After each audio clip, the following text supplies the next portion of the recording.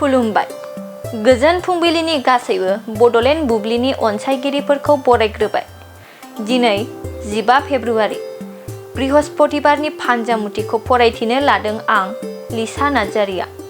फान्जामुथिनि गिबियाव दं मेष राशि।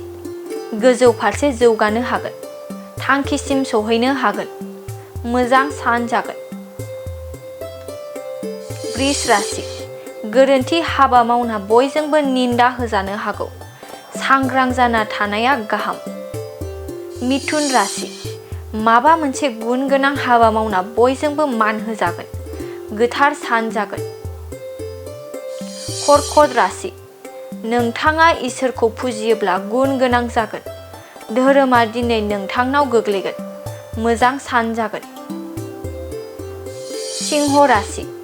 मावनो लानाय थांखियाव हेंथा फैनो हागौ, गोसोआव गोजोनै थानो हाया जागोन। कन्या राशि। गावनि गोरोन्थि हाबा मावनायावनो गावनि आंगोजों सोमोन्दोआ नागारलायनो हागौ, सानै हयै हाबा मावनाया गाहाम जागोन। तुला राशि। न'खराव बयजोंबो अनलायना थानो हागोन, सुखु गोजोन फैगोन, मोजां सान। वृश्चिक राशि। सोरजोंबा दाय जालायना थानाया जोबस्रांनो हागौ, गोरोबलायनाया फैगोन, गोजोन थासारि जागोन। धनु राशि। नोंथांनि मोजांखौ गुबुना हिंसा जागोन, जेबो मावनो गोसो गैयै जागोन, गाज्रि सान जागोन। मकर राशि। आखाइयाव रांखावरिया जोबस्रांनो हागौ, गोबां जार्लायाव गोग्लैनो हागौ, बरादा जोबोरैनो गाज्रि जागोन। कुम्भ राशि। सुथुरा नोंथांखौ नाख्रेबनो नाजागोन, सांग्रां जाना थानाया गाहाम जागोन।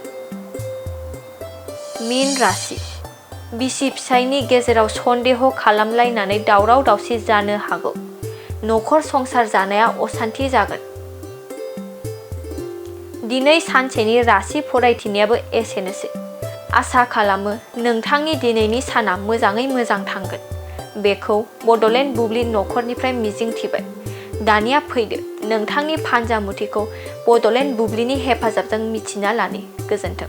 मोनसे फोसावथाय। बुहुमनां वाइल्डलाइफ जथुम्माखौ बाक्सा जिल्लानि मानासाव खुंफुंनो थाखाय बिटिआर सरकारा साखाफारा जादों।